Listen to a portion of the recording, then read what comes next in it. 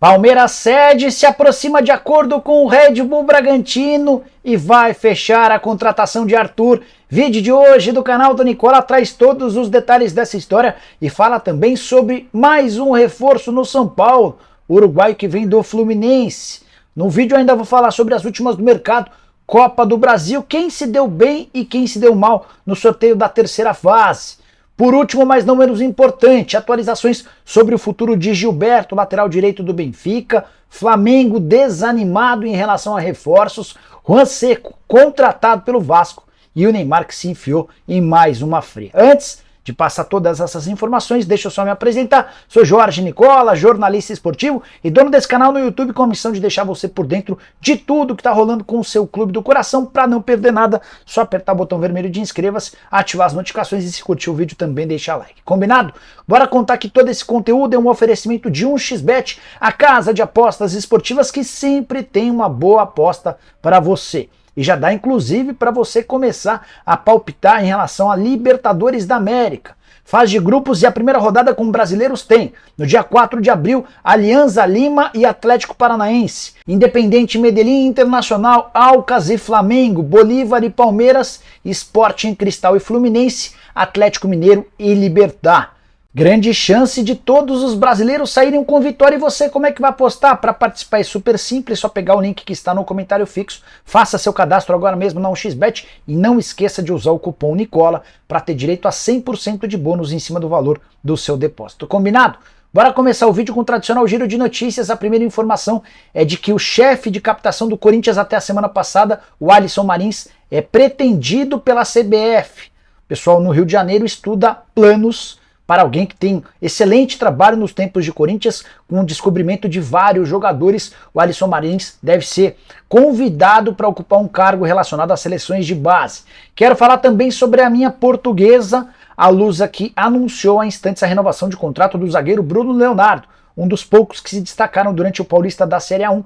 Ele renovou até dezembro de 2024 e vai ficar emprestado ao longo dessa temporada à Chapecoense para a disputa da Série B. Bora falar sobre o sorteio da Copa do Brasil. Nessa quarta-feira rolou o sorteio dos confrontos da terceira fase. Santos e Botafogo de Ribeirão Preto, confronto equilibrado com um ligeiro favoritismo para o Santos. América de Minas e Nova Iguaçu, com ele se deu bem. Coritiba e Sport, dos jogos mais difíceis, o Sport vive boa fase. Cruzeiro e Náutico, é bom que o Cruzeiro abra o olho, mas ligeiro favoritismo para Raposa. Atlético Mineiro e Brasil de Pelotas, o Galo é amplo favorito. Bahia e Volta Redonda. Não se engane, Volta Redonda fez muito bom o Campeonato Carioca e vai dar trabalho para o Bahia. Botafogo do Rio de Janeiro e Ipiranga. Ipiranga quase eliminou o Grêmio na semifinal do Campeonato Gaúcho, só foi cair nos pênaltis. Se o Botafogo não jogar muita bola, vai ser eliminado. Bora contar também que tem Grêmio e ABC, o Grêmio deve passar, Flamengo e Maringá, vai dar Flamengo. São Paulo e Ituano, uma pegadinha para o São Paulo, ainda acho que o São Paulo passa. Fluminense e Paysandu, Corinthians e Remo.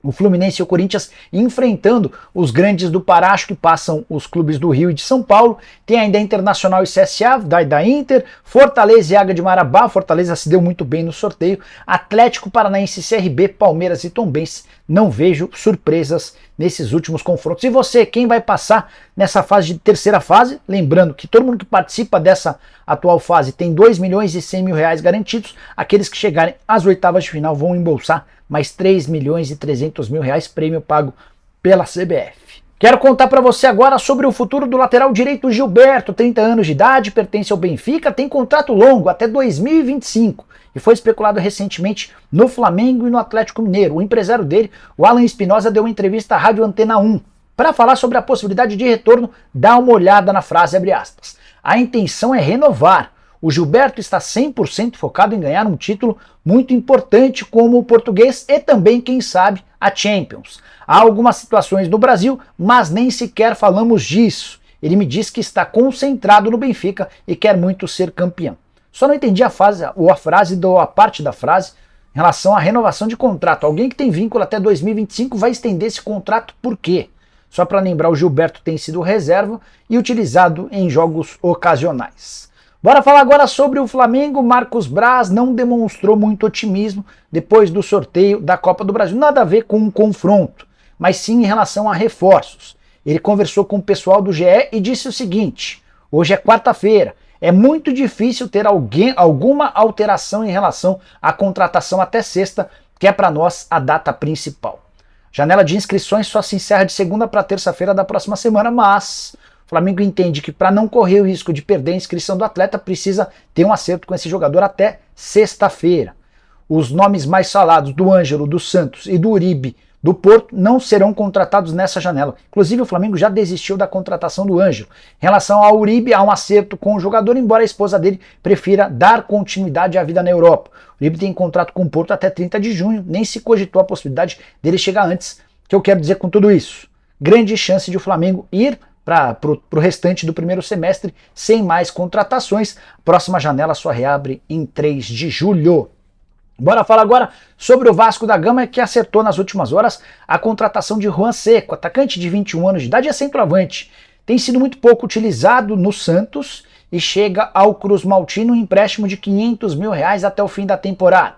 Se o Vasco quiser comprá-lo em definitivo, vai precisar desembolsar $1,5 milhão ou R$700 mil.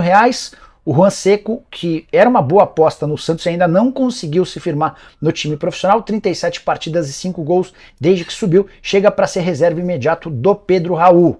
Outro atleta desejado pelo Vasco, que pertence ao Santos, era o Lucas Braga. Por que eu coloquei no passado? Porque o Santos pediu $4 milhões ou R$20,5 milhões e o Vasco já disse que não há grana para fazer um investimento desse tamanho na atual janela de transferências. Bora falar sobre o mais novo reforço do São Paulo tricolor, que há poucos dias fechou com o Raí Ramos para a lateral direita, também contratou nas últimas horas Michel Araújo. Esse é um meio atacante, ele é uruguaio, pertence ao Fluminense, joga no Flu desde 2020.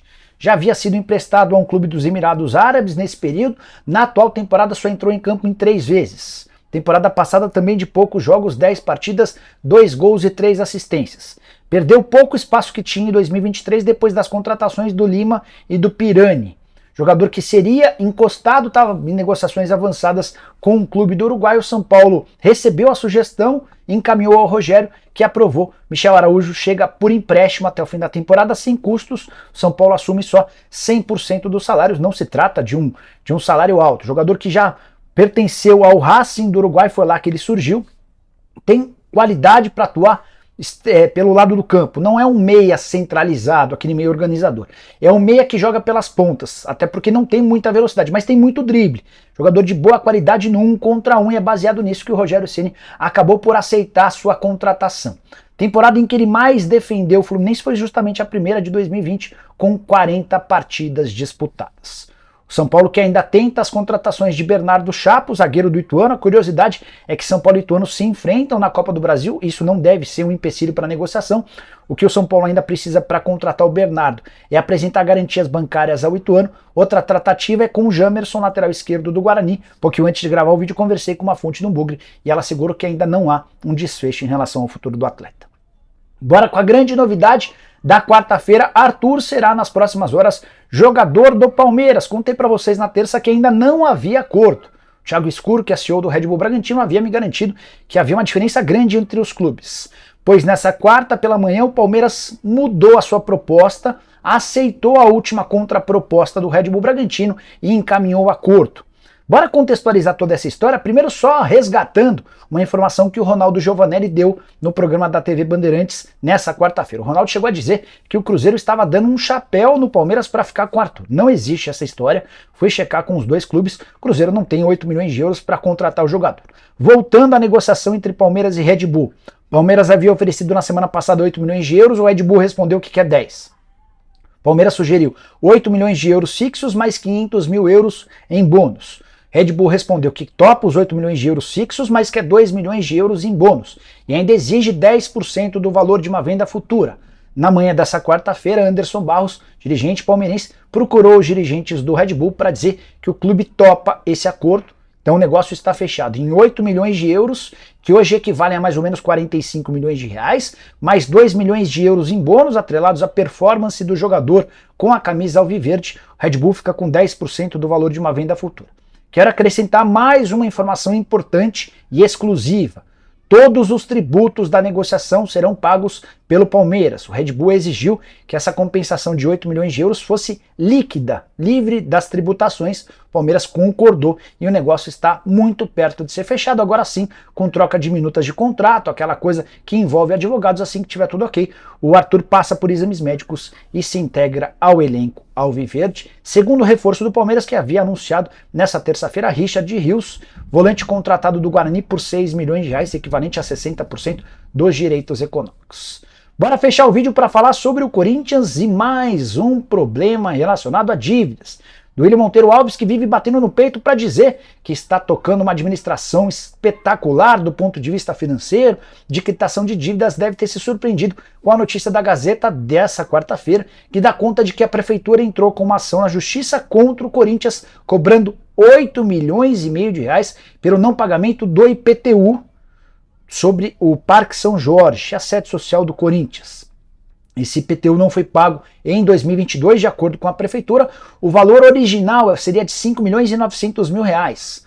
Com multas, por conta do atraso, esse valor saltou de quase 6 milhões de reais para 8 milhões e meio de reais.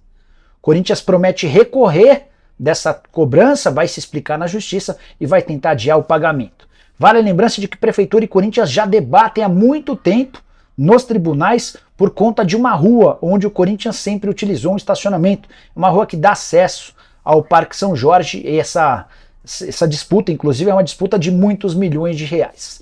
Para fechar sobre o Timão, deixa eu trazer um bastidor. O André Luiz Oliveira, o André Negão, um antigo aliado do André Sanches, será o candidato da situação dentro do Corinthians.